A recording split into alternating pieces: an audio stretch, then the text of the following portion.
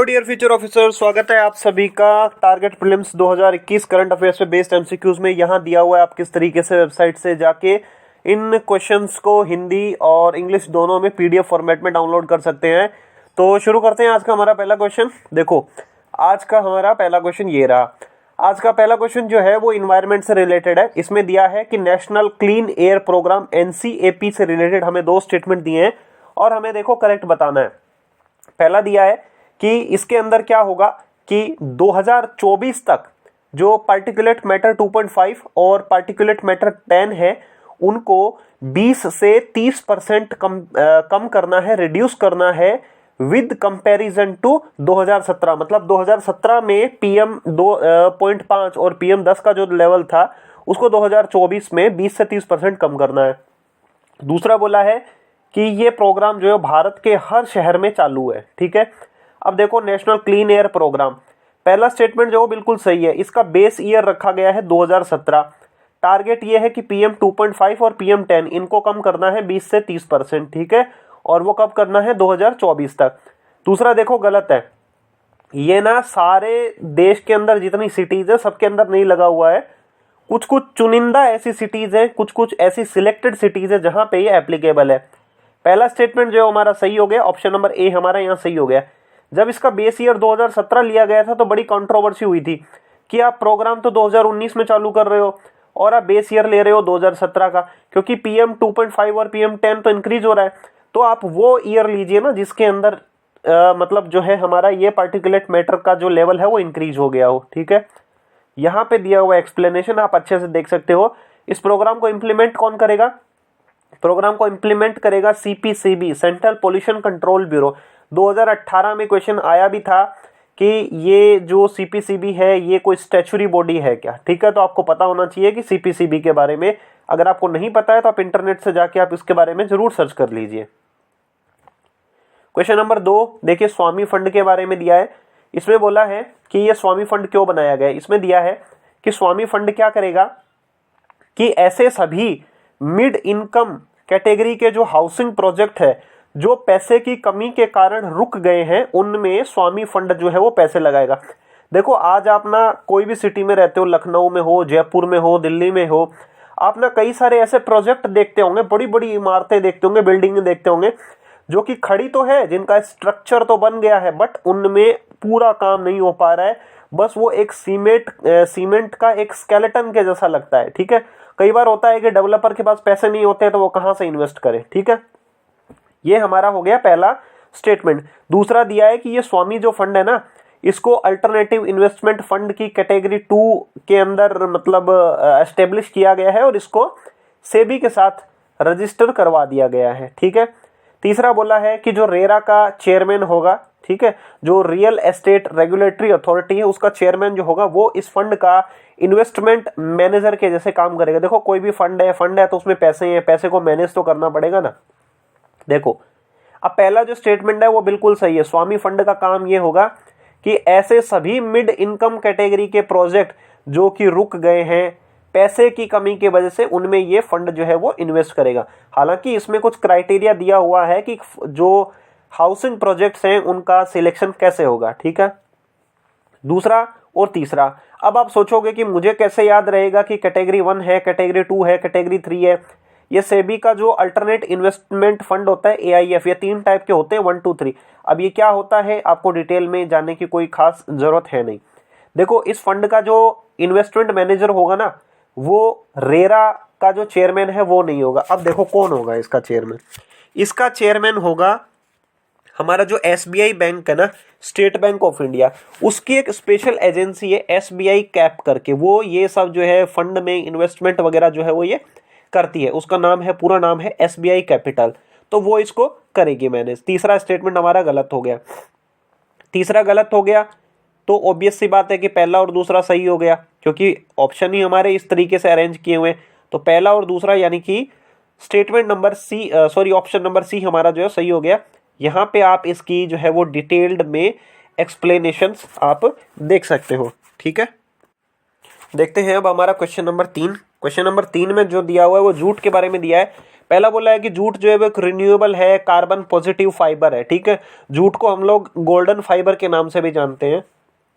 दूसरा बोला है कि पूरी दुनिया के अंदर भारत जो है वो जूट का सबसे बड़ा जो है वो एक्सपोर्टर है। ठीक है, मतलब निर्यात करते हैं भारत में सबसे ज्यादा, भारत से सबसे ज्यादा। देखो पहला स्टेटमेंट बिल्कुल सही है कि जूट ना एक रिन्यूएबल फाइबर है और एक कार्बन पॉजिटिव फाइबर है। अब आप सोचोगे कि ये कार्बन पॉजिटिव फाइबर क्या होता है। देखो जूट को बनाने के अंदर या जूट को डेवलप करने के अंदर जितनी एनर्जी की यूज होती है उससे ज्यादा जो मतलब जूट है हमें एनर्जी प्रोवाइड कराता है। ठीक है, या मतलब इसका अल्टरनेट अगर कोई हम चीज डेवलप करते तो उसमें और ज्यादा जो है वो एनर्जी लगती। तो एक तरीके से अगर कार्बन इंटेंसिटी के वाइज देखें तो जूट जो है वो फायदेमंद है। ठीक है, पहला स्टेटमेंट हमारा सही है। दूसरा देखो गलत है। पूरी दुनिया के अंदर ना भारत सबसे ज्यादा जूट को प्रोड्यूस करता है, जूट का सबसे ज्यादा उत्पादन करता है, लेकिन भारत में खुद में हमारे देश के अंदर इतनी ज्यादा इसकी डिमांड रहती है कि आप देखोगे हमारे यहाँ पे जो चीनी होती है, शुगर जो है उसको पैक करने में काम आता है। जो पशु जो एनिमल है उनके खाने के लिए जो फीड आता है, पशु आहार आता है, उसको जूट के बैग्स में पैक किया जाता है। तो बांग्लादेश सबसे बड़ा एक्सपोर्टर है, भारत नहीं है। भारत सबसे बड़ा इसका प्रोड्यूसर है। ठीक है, स्टेटमेंट नंबर पहला हमारा सही है, ऑप्शन नंबर ए हमारा यहाँ पे सही हो गया। तो यहाँ पे आप डिटेल में एक्सप्लेनेशन देख सकते हो। तो जब पार्टीशन हुआ तो पार्टीशन होने के टाइम में वेस्ट पाकिस्तान और ईस्ट पाकिस्तान बन गया। ईस्ट पाकिस्तान जो कि अभी बांग्लादेश है, तो बांग्लादेश के जाने से भारत को एक तरीके से हम बोल सकते हैं कि जूट ये सब रिलेटेड जो इंडस्ट्रीज थी भारत को जो है वो बड़ा नुकसान हुआ। टेलीग्राम चैनल है ओनली आइस नथिंग एल्स के नाम से, आप उस टेलीग्राम चैनल को भी ज्वाइन कर सकते हैं यूपीएससी और स्टेट पीसीएस से रिलेटेड मटेरियल के लिए। ठीक है, नेक्स्ट क्वेश्चन हमारा देखते हैं। देखो नेक्स्ट क्वेश्चन में दिया है, इसमें दिया है कि जो यूनाइटेड नेशंस की 6 प्रिंसिपल ऑर्गेनाइजेशन में है उनमें से कौन कौन सी ऑर्गेनाइजेशन है। हमें 4 ऑर्गेनाइजेशन के बारे में दिया है, बताना है कि कौन सी जो यूएन की 6 प्रिंसिपल ऑर्गेनाइजेशंस है उसमें इंक्लूडेड है। पहला दिया है कि यूनाइटेड नेशन सिक्योरिटी काउंसिल, सुरक्षा परिषद, international court of justice, UN का सचिवालय और यूनेस्को। ठीक है, देखो बहुत बेसिक सा क्वेश्चन है, आप ना इसको बहुत इजीली एलिमिनेट कर सकते हो। सबको पता है कि यूनेस्को जो है वो यूएन की 6 प्रिंसिपल ऑर्गेनाइजेशन के अंदर नहीं आती है। तो अगर चौथा गलत है तो ऑप्शन नंबर डी हमारा गलत हो गया।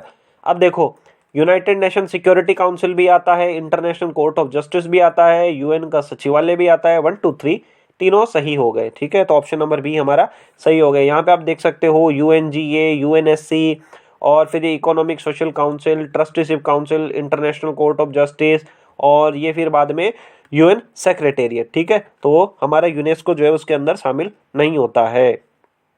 अब देखते हैं हमारा लास्ट माइल का जो लीप टेस्ट सीरीज चलने वाली है, ये 22 मार्च से शुरू हो रही है, हिंदी अंग्रेजी दोनों में है। अभी आप लोग जो है वो पढ़ाई तो कर चुके हैं, लेकिन अब आप इसको इम्प्लीमेंटेशन कर सकते हैं टेस्ट के थ्रू। तो आपको dpp.onlyis.in पे जाना है, वहाँ पे जाके आप इससे रिलेटेड सारी जो डिटेल्स हैं वो आप लोग चेक कर सकते हैं। ठीक है, तो क्वेश्चन नंबर 5 देखते हैं। क्वेश्चन नंबर 5 जो है वो इकोनॉमी से रिलेटेड है और ये फॉरेन पोर्टफोलियो इन्वेस्टमेंट से रिलेटेड हमारा क्वेश्चन है। देखो पिछला 101 साल जो ये रहा है ना कोरोना का, इस समय आप देख रहे होंगे कि सेंसेक्स जो है हमारा शेयर मार्केट है वो बूम कर गया। लोग पूरी दुनिया से पैसे भारत के अंदर जो है वो इन्वेस्ट कर रहे हैं। तो उसी से रिलेटेड ये देखो क्वेश्चन है फॉरेन पोर्टफोलियो इन्वेस्टमेंट एफपीआई से। पहला स्टेटमेंट दिया है कि फॉरेन पोर्टफोलियो इन्वेस्टमेंट के अंदर सिक्योरिटीज शामिल होती हैं और दूसरी फाइनेंशियल एसेट शामिल होती हैं, जो कि इन्वेस्ट किसके द्वारा की जाती है, फॉरेन इन्वेस्टर के द्वारा इन्वेस्ट की जा सकती है और वो पैसिवली हेल्ड करते हैं। ठीक है, दूसरा दिया है कि ये जो फॉरेन पोर्टफोलियो इन्वेस्टमेंट है एफपीआई है ना, ये कंट्री के कैपिटल अकाउंट का एक हिस्सा होता है और इसको जो है वो बैलेंस ऑफ पेमेंट के अंदर जो है वो मेजर किया जाता है।